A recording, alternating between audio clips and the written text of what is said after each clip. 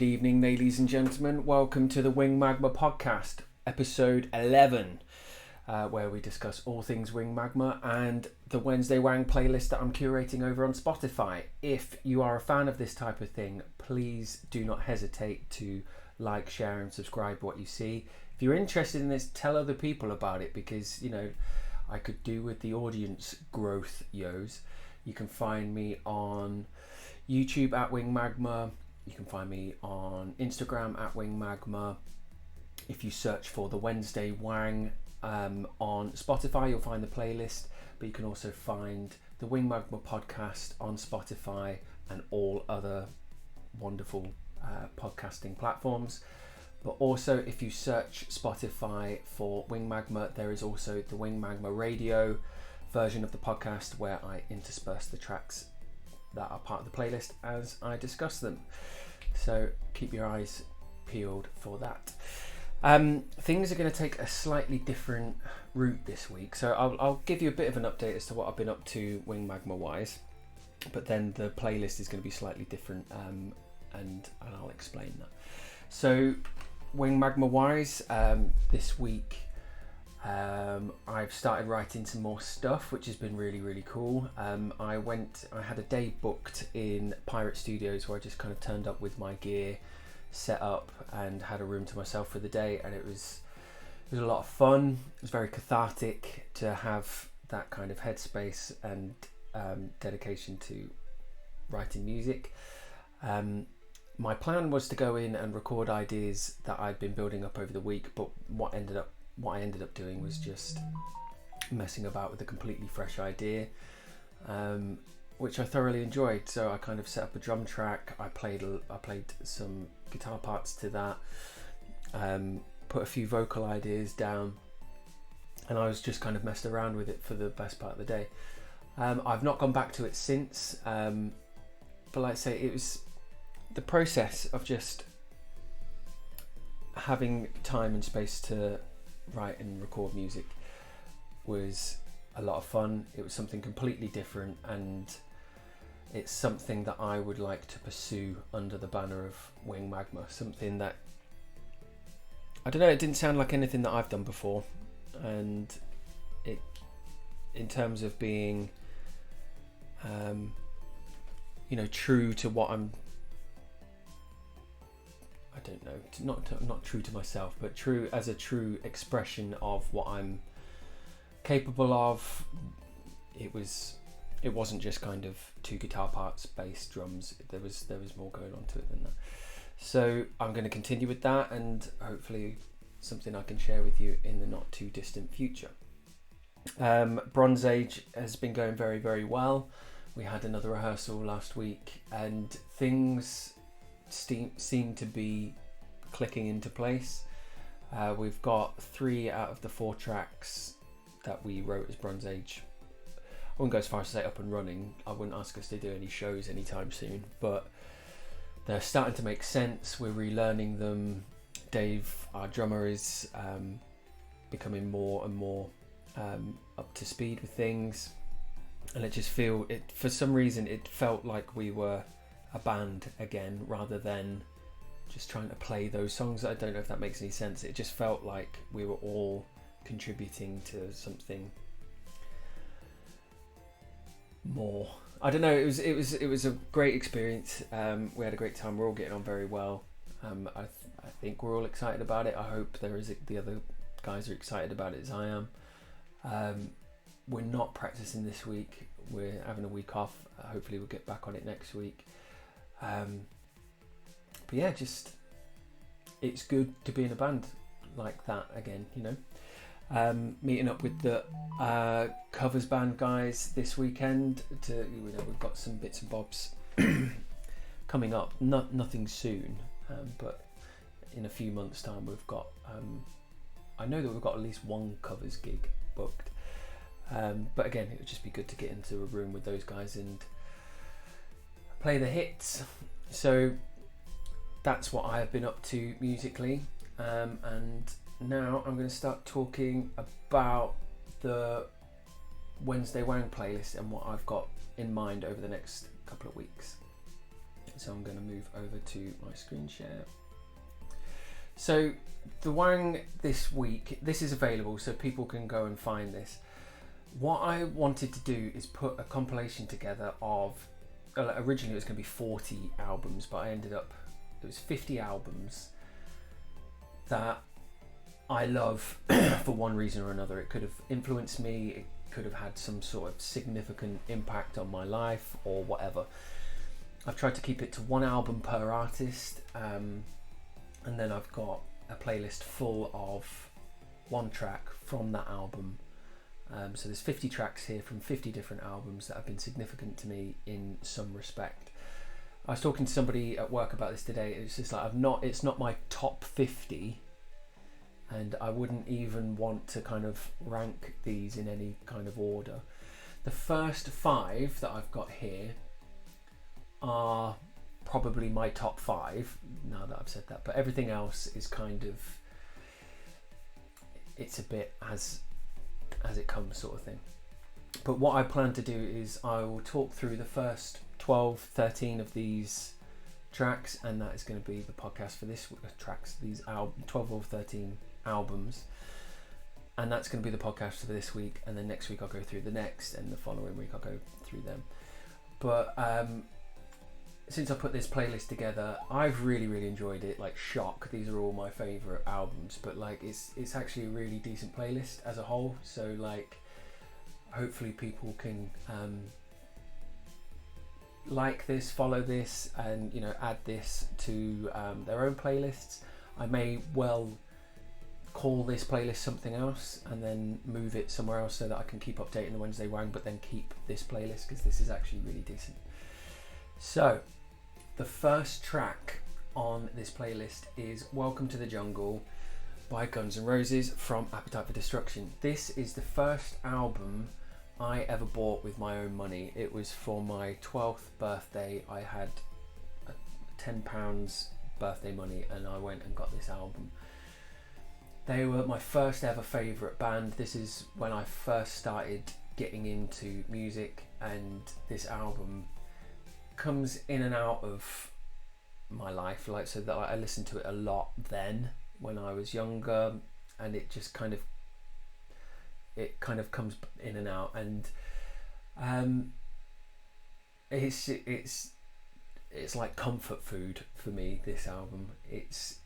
I love it, like, and I know like Guns N' Roses are quite hit and miss, but like for me when I was younger and I got into these, they were so exciting. I mean, like, I had it was VHSs back then. I've got the DVDs now.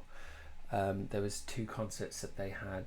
Well, it's 2 VHS or 2 discs of the same concert, but like it's Use Your Illusions 1 and 2, but it was a concert that they did in Tokyo, and me and Tommy used to watch those VHSs over and over when we were just kind of finding out about music. This is when I started learning guitar, started learning like their riffs, their chords and stuff like that, and just started daydreaming about being in my own bands and stuff like that, based on seeing people like Slash and Izzy Stradlin or Gilby Clarke as it was on the video. But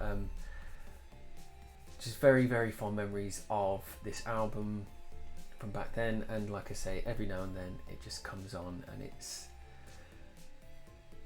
I just love this album like so much. So first track on the playlist this week, Welcome to the Jungle, Guns N' Roses from Appetite for Destruction.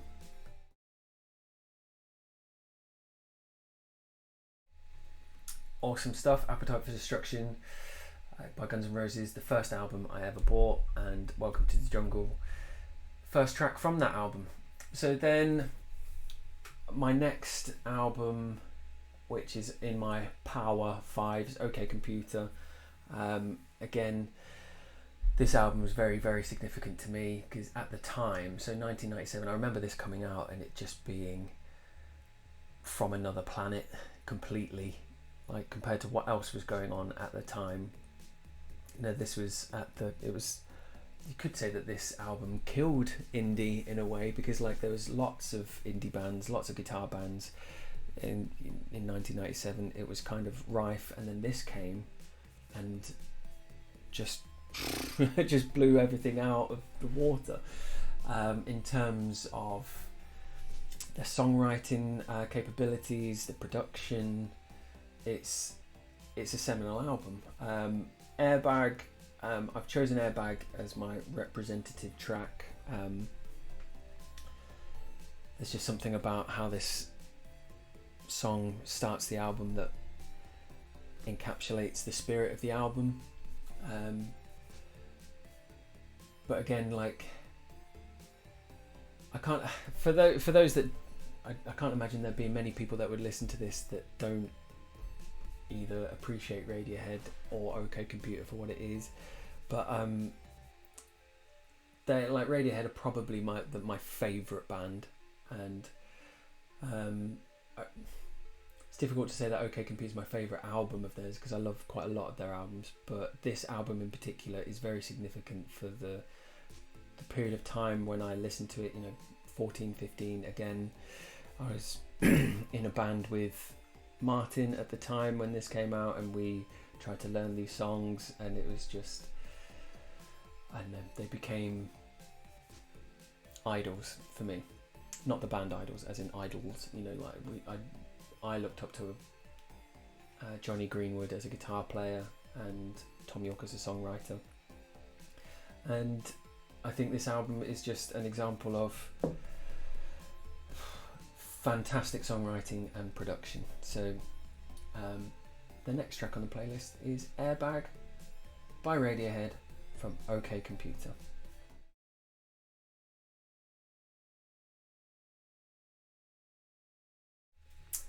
Alright, track number 3 on the playlist. Well, I hope you enjoyed that, Airbag by Radiohead from OK Computer. Next track on the playlist, I don't even know how to pronounce this. Ariataka is the track. The album is D Loud in the Comatorium by the Mars Volta. So for anyone that doesn't know, the Mars Volta was the singer and guitar player from At the Drive-In. At the Drive-In, you probably heard me speaking about a lot. They were very influential to me for PRE, and that album, D Loud in the Comatorium, was influential for a long time after the Mars Volta, this album came out. But again, like, this album for me came at a time where it was just like, wow, what is this? It's kind of prog rock, it's got the energy of punk, it's progressive, it's a concept album. So like, just the idea of what a concept album is for me in 2003 was very, very exciting. The idea of, right, it's not just a collection of tracks, these tracks tell an overarching story, and I was just really into that at that time. I was at university and just trying to expand my awareness of music, what it could be and the possibilities of it, and an album like this comes out which just blew my mind, again, in such a, not just the idea of a concept album, but the production on it. Again, this is Rick Rubin's production. The guitar playing on it is incredible, and it's just the journey that you go on as you listen to this album. I've picked this track in particular because of that kind of, it's more the guitar playing and the energy of that I was just completely inspired by at the time. Omar Rodriguez is one of my guys, along with Johnny Greenwood and John Frusciante. They are my kind of major influences in my guitar playing, and this is the album that does it. I was really disappointed with anything else that the Mars Volta did. It was never as good as this in my mind. I went to see them when they were touring this album, and it was an incredible experience. Like, me and Jay Marlowe went to see them, and we kind of had this conversation about it, and it felt like we were discovering, it felt like what it must have been like to find Jimi Hendrix in the 60s. If somebody went and just like, wow, what is this? This is colourful, expressive music. It felt like that. It felt like we were discovering something new, and we were in on it, and not many people. By comparison, I mean, we went to see them at the, want to say the Rescue Rooms. Jay will have to correct me on that, where we went to see them.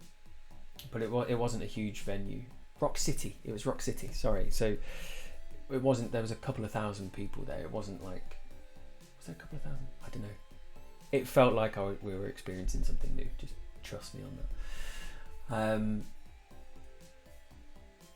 But yeah, anything. We then went to see them, I think in Birmingham, when they were toured Francis the Mute. And I just wasn't into it as much then. I don't know really what changed, but there's something very, very special about this album still that gets me and takes me on a journey. So I'm going to say Area Tata by the Mars Volta from D-Loused in the Comatorium. Enjoy.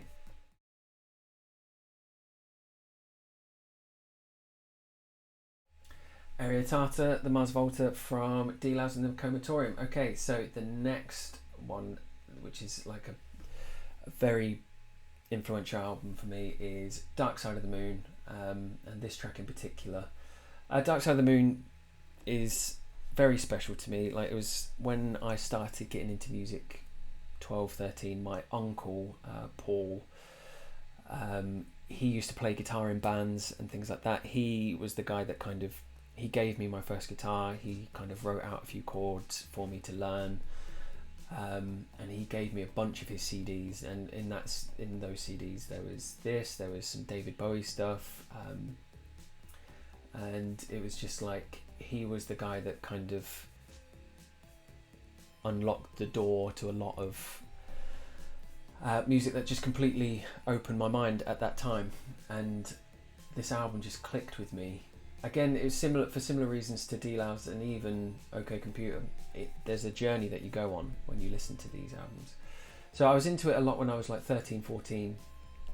And then when I went to uni, for some reason, there was a resurgence of this album. And I used to listen to it a lot more for the synths that they used, that they were experimenting with at the time. And I think I had a copy of the Behind the Music where they kind of went into the recordings of all of these tracks, and there's footage of them playing at Abbey Road in the 70s recording it.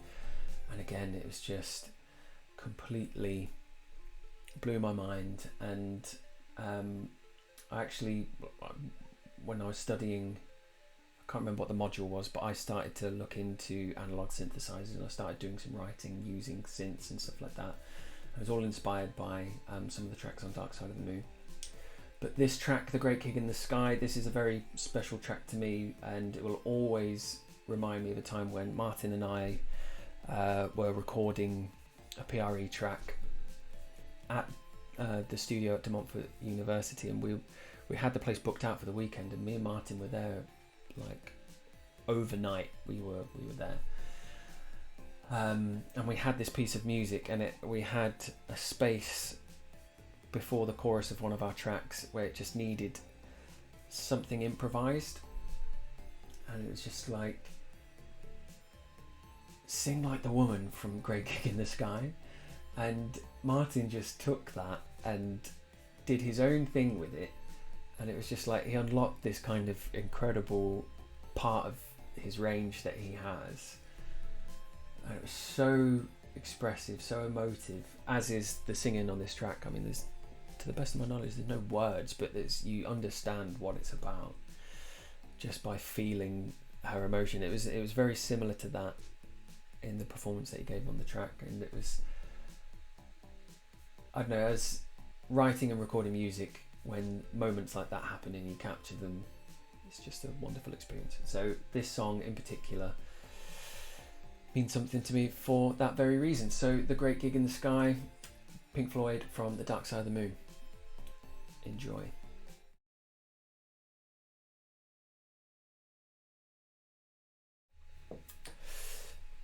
Great Gig in the Sky, Pink Floyd from Dark Side of the Moon. Okay, the last of my Power 5 is Songs for the Deaf. Sorry, this album is Songs for the Deaf by Queens of the Stone Age.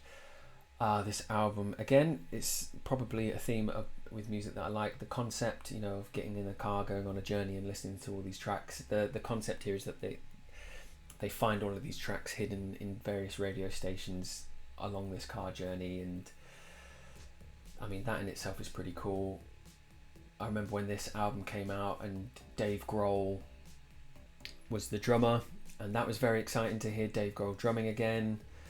But all of these tracks, like, it was kind of, they're all really heavy, but they're so incredibly melodic and accessible, and it was just like, that was something very exciting for me at the time. It's just like how to make that genre of music easy to engage with. And this is just one of those albums, again, like, that I can just put on and enjoy start to finish at any point, you know. Like, I'm in love with that album, particularly the drums. I can't think, maybe there's some Led Zeppelin albums, but I can't think of a better example of rock drumming than what's going on this album. You know, fight me on that if you guys have got an opinion on that. I'm not saying it's the best drumming, I'm just saying the best out and out rock drumming. It's just incredible. It's a pleasure to listen to. And yeah, that's why it's one of my top fives. This song in particular, it's got all of the drum, so Songs for the Dead, it's got all the kind of drumming intros. And I remember listening to this in the van, in the PRE van, and we would kind of try and tap this out as it kind of, you know, who could mime along to it the best. So yeah, just fond memories of this album and that song in particular. So Songs for the Dead by Queens of the Stone Age from Songs for the Deaf, to wrap up my kind of top 5 albums. Enjoy.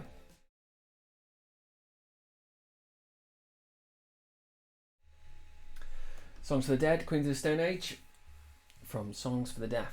Alright, so next album on the list, Nevermind. So Nevermind, it's probably not the cool Nirvana album to reference. I think most proper Nirvana fans would say that In Utero, or In Utero, however you want to pronounce it, that's their album.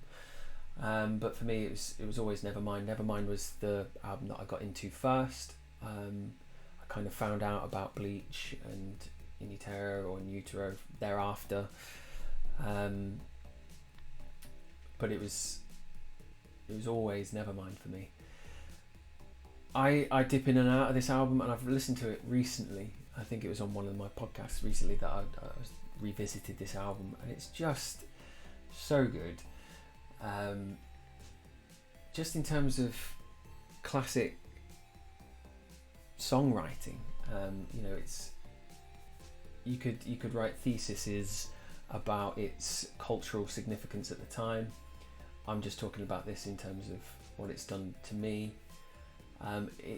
It made picking up a guitar and playing and writing songs that bit more accessible, because, you know, these were simple chord sequences, relatively simple guitar playing in places.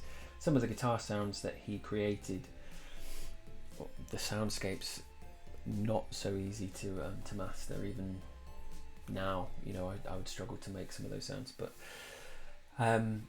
in particular, In Bloom is one of my favourite tracks on the album, largely to do with the drumming, and it's almost got a drum.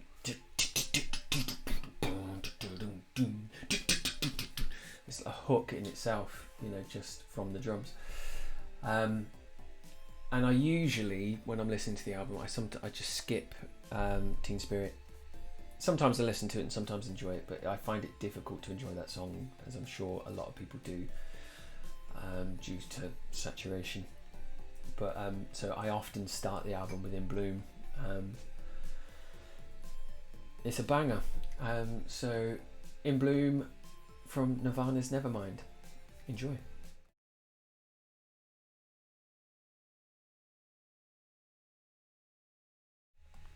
Alright, cool. I hope you enjoyed that. In Bloom, Nirvana, Nevermind. So next track on my playlist is I Could Have Lied from Blood Sugar Sex Magic. Sorry,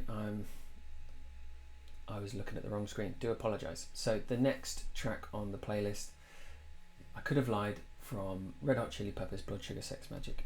Blood Sugar Sex Magic is probably I'd say it's my favourite Chili Peppers album.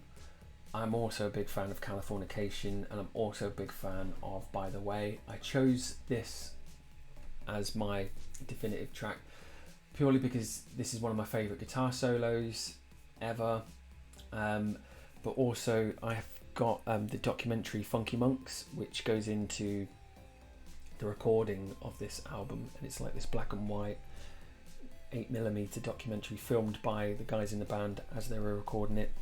Another Rick Rubin album.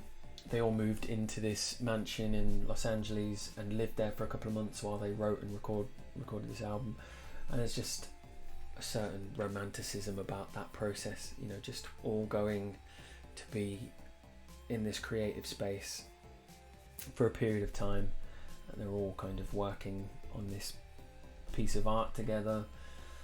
It's a fantastic documentary, fantastic album, and this track in particular is one of my favourite pieces of John Frusciante's guitar playing. John Frusciante is, again, one of my favourite guitar players. I owe a lot of my playing to his influence. Somewhere between him, Johnny Greenwood and Omar Rodriguez, if you squeeze them together and diminish the quality by about 60-70%, you get my guitar playing, but that's largely what I aspire to, or certainly used to. Great album, great track. Have a listen, yo. No, don't want to do that. I want to do this.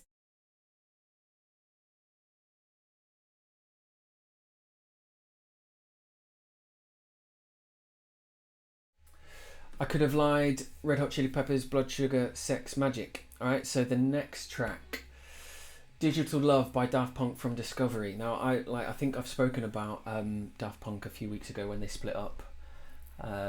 Discovery is one of my favourite albums of all time. I think the production on it is incredible. I think the songwriting on it is incredible. It was so incredibly ahead of its time when that came out. I think pop music still owes a lot to what we found on Discovery. And when you think about it in context of what Daft Punk were, you know, off the back of Homework, they released this, I don't even know what to call it genre-wise. It's just like, it's dance, it's pop, it's electronic, it's synth, but it's also none of those things as well. It's an incredible album. And again, like what I'm realising about what I like about these things, there is a story that is told on the first few tracks. I think they had some sort of like manga video series that went along with the first few tracks on the album. And it takes you on a little journey. I listened to this, came on today, so I've had this playlist on shuffle, and this came on, and I haven't heard this track for quite some time. Well, I think I listened to it a few months ago, but it's just refreshing to hear it. I had it on my in-ear headphones, and like I say, production values are just next level, and there's great musicianship on it as well. So I think perhaps it's just me, but when I think about electronic music, I always think of it as kind of people take loops out of a box and they just kind of hit repeat 12 times and then they do a few bits, but they're playing everything here, and you can really feel the musicianship, you know, and some of it is nuts, you know, what they're doing with their guitar solos through the kind of, they've got like a guitar going through a vocoder, and it just sounds completely bizarre, but fantastic track. Have a listen, hope you enjoy it. I'm sure you guys already know it, but again, a very, very special album for me at the time that it came out. Sorry, rambling. Digital Love, Daft Punk from Discovery.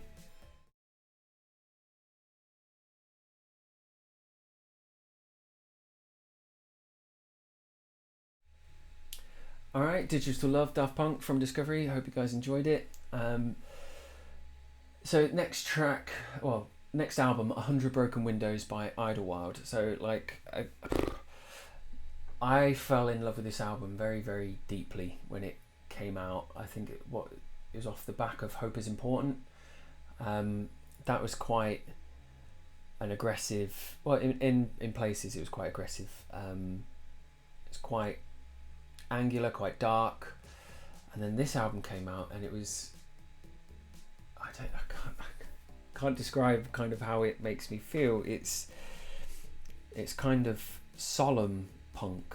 It's kind of punk that's sorry and wants to be forgiven. And I don't know, like, I think it's an overlooked album.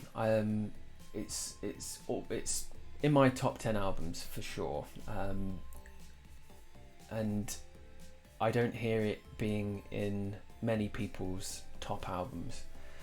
But every track on it is incredible. Every track is extremely melodic, thought-provoking. The recording and the production on it is great. I used this as a reference track for I was going to say some of the PRE stuff, but I'm not sure that's right, because it doesn't sound like any of this stuff. But like, just how it was recorded, where it was recorded, there's lots of vibes on this recording. And like, every time I look at that album, I remember this day that I don't know what was going on for me at the point in my life, but like, I listened to it 3 times back to back before I got out of bed one day. It's kind of, I listened to it and I was like, no, I need to listen to that again. And then I listened to it twice and I'm going to listen to it again. I've never done that with an album, but like, I listened to it 3 times in a row before I even got ready for the day. I know it happened. I can't remember at what point in my life that happened, or where I would have the space to listen to an album 3 times before I did anything productive that day. But I just felt at that time it's what I needed, and it's what I did. So Roseability is the track that I've chosen, from 100 Broken Windows by Idlewild. Enjoy.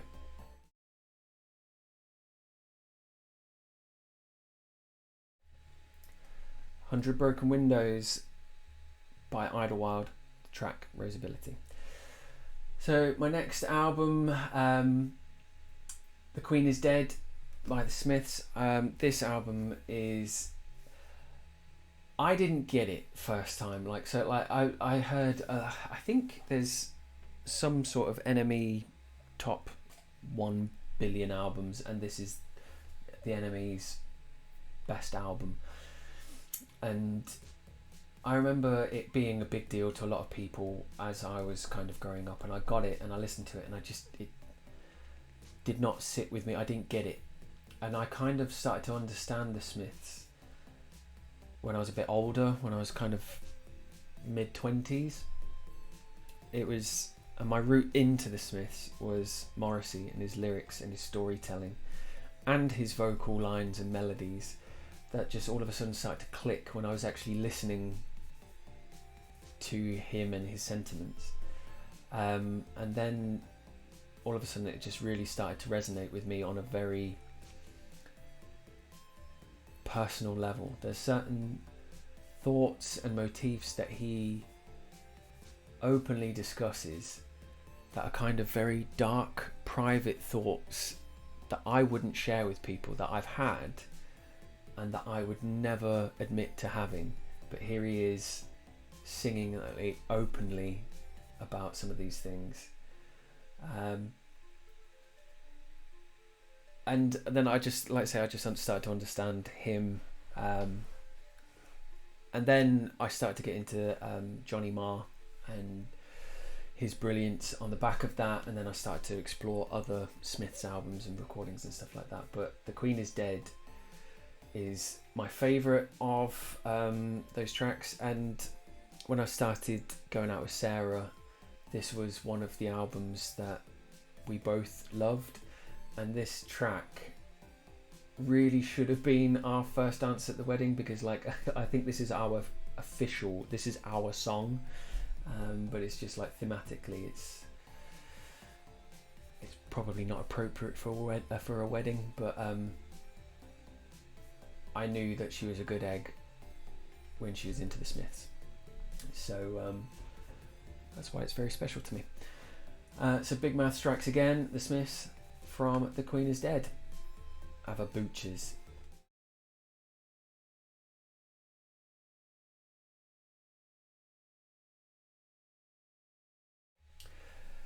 Big Mouth Strikes Again, the Smiths, The Queen is Dead. Alright, cool. I hope you guys enjoyed it.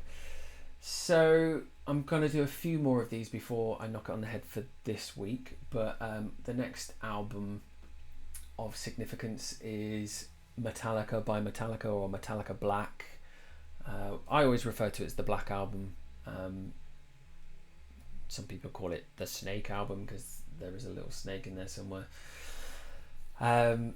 This, along with Appetite for Destruction and Nevermind, is one of those kind of formative albums. So Tom Eve, one of my best friends, we got into music at the same time.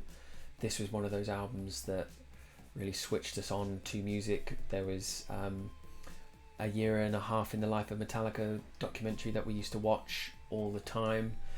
But this album in particular was the one that, well, certainly that I got into. I think I kind of went down one route musically. I started getting into indie and that kind of music, and Tom just got into heavier and heavier and heavier music, and he went down that route.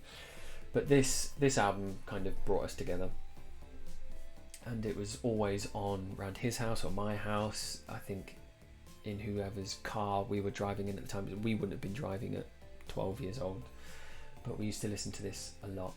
And I remember this track in particular, Sad But True, is one of the heaviest things I'd ever heard in my life. Dun, dun, dun, dun, dun. And I used to, when I was at high school, there were girls that I used to try and show off that I was into heavy metal. You know, like, I don't listen to all this pop shit that you listen to. This is what I listen to. And I tried to frighten them with it. Not in that, like, I'm not trying to... Do you know what I mean? I was trying to be a bit cool. It's just like, yeah, listen to this. I don't listen to that. I wasn't outwardly trying to be mean and terrorise these people, but it was just like, this is what I like. Have a listen to that. And just seeing them be like, oh my god, what is it? I used to be like, this is my stuff. Screw you. But yeah, Sad But True by Metallica. Metallica Black is an incredible album. There's a documentary that goes with, I think it's the first, so like there's two documentaries. There's a year and a half in the life of Metallica part 1 and then part 2. So the first part is when they're recording the album, and the second one is when they're touring the album. I used to watch the touring one quite a lot with Tom Eve.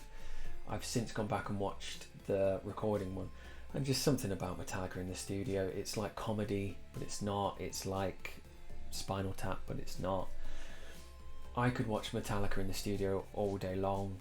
I find them hilarious. My favourite example of that is Some Kind of Monster. Incredible documentary. It's awkward as hell trying to watch it, but like, I love it. I just love Metallica in the studio. I think they're brilliant. But yeah, this is an extremely well produced, very heavy but melodic album. And it's a banger. Sad But True. Metallica, Metallica Black, Metallica, the Snake album.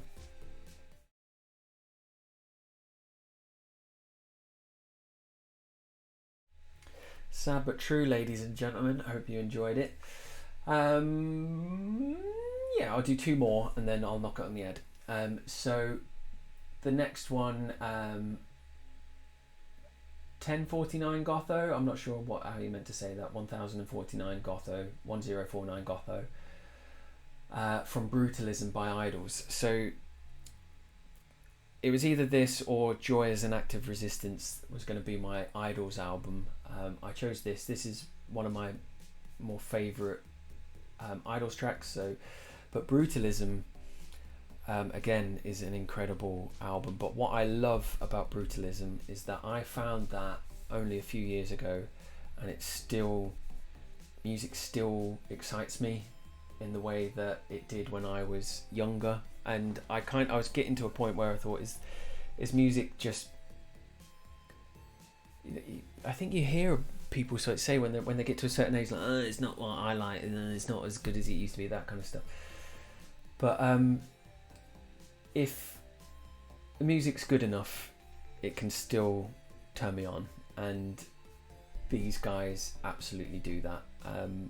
And it's fresh. The motifs that they sing about are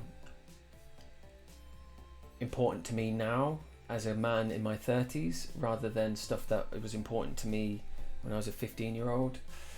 So I just think that's fantastic, you know, that can happen. You know, they sing about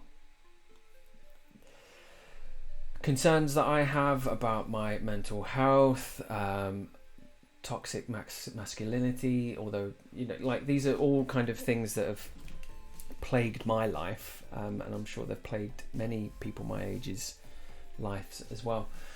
But to hear them sing and, you know, bring these kind of themes to life, especially in this type of way, I find incredible. There's a vibe about these guys that reminds me, and they don't sound like PRE, my old band, Public Relations Exercise, but it's got a similar energy. And I think perhaps if we kept going, or if we were still around now, there's just something very similar here. And the reason why I think that, there's a track that we cover in the covers band, and it's Never Fight a Man with a Perm. And we were playing that live, and I felt like I was playing a PRE track, like, just everything about it, the way I started to kind of move as I was playing, it had this energy that I didn't realise their music made me feel until I was playing it live in front of an audience of people. Just a fantastic band, fantastic morals, fantastic thematics, fantastic musicianship, and their craft of songwriting is just completely up my street. And it's not 20-30 years old and I'm still talking about it. It's topical, it's now, it's relevant. So 1049 Gotho from Brutalism by Idols. If you don't know, I'm here to let you know.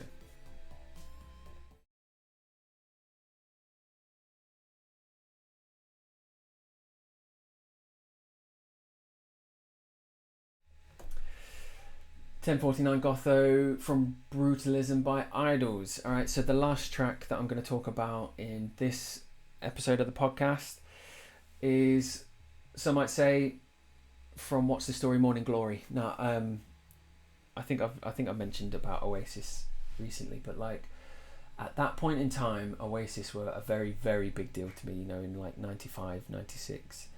Their first couple of albums, there was something going on there which would be hard to repeat. I was very glad that I was around to experience it in real time. But yeah, there's this album just on its own, like, without kind of going into the ins and outs of Oasis and their cultural significance.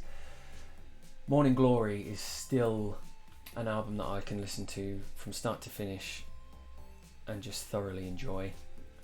Again, there's just a vibe, there's a feeling that was captured on those recordings. I saw something on YouTube recently about Return to Rockfield. There's a mini documentary. I think must be 20 years since that. 20 years? 25 years? It's probably 20. It's 25 years, isn't it? Jesus. As to when that was recorded and stuff like that. If you haven't seen it, I'd recommend it if you're a fan. Like, again, like studio stories and studio documentaries. It doesn't matter who it is for me, I will enjoy it, but if it's something that an album that's particularly important to me, like Morning Glory, I'm going to enjoy it more. But yeah, I chose, some might say I could have picked any track off that album, but I chose Some Might Say because I think it's a banger, and I have no other excuses. It was a very significant album to me growing up. Me and Martin were very into Oasis. Martin was more into Oasis than I was at the time, in terms of, I remember he had every single from the first 2 albums. That was why I picked Some Might Say, because the Some Might Say single is like a mini EP in itself, and the tracks that are on it, if you're an Oasis fan and you don't know that single, I think so. It's obviously Some Might Say. I'm pretty sure it then goes on to Acquiesce. Talk Tonight is on there, and Head Shrinker. It's just like, they are 4. Like those 3 B-sides at the time were just throwaway, like, or just chuck them on there. They then went on to record the Master Plan, or compile the Master Plan album, but like, Jesus, at that point in time, they were writing, or Noel Gallagher was writing some incredible music, and he didn't even care about it, like, in terms of, like, he was just so frivolous with it. And as a fan, it was worth buying those singles, because you got all of these extra tracks that didn't appear on any album at that time. But yeah, great band at that period of time, fantastic album, and Some Might Say is one of my favourite Oasis songs. So Some Might Say from Morning Glory by Oasis.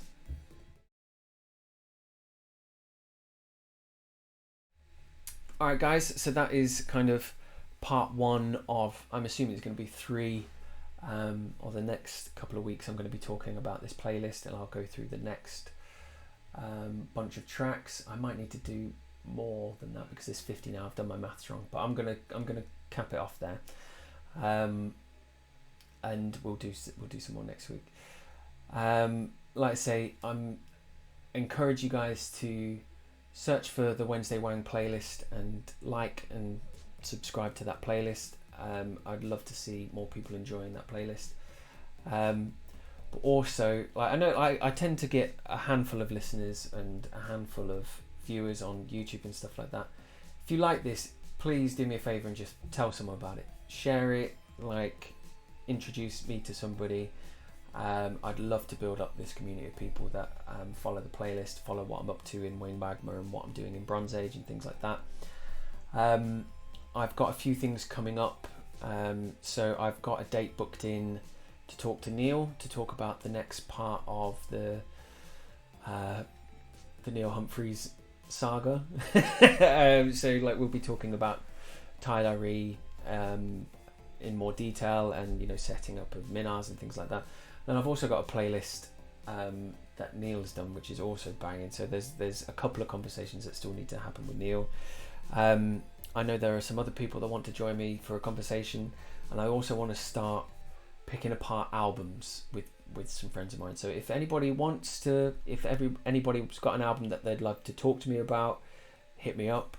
We'll arrange a call, we'll go through it, we'll talk about it. If you want to introduce me to an album, that sounds like fun to me. But get in touch. Like, I'd love to talk to more people on the podcast. Yeah, you know, don't be a stranger. So here are my socials. So come and follow me at Wing Magma on YouTube, at Wing Magma on TikTok, at Wing Magma on Instagram. You can find the podcast on Buzzsprout, but you can also find me on Apple Music and Spotify. But equally, if you search for the Wednesday Wang playlist, you can find and, you know, subscribe to that. But I would really recommend people listening to the radio version on Spotify, where, like I say, I talk about the tracks and then I'll play the tracks. It's just a bit more of a radio kind of experience, which I think is better for what I'm doing here. So thank you for listening, and I shall see you next week. Take care of yourselves. Speak soon.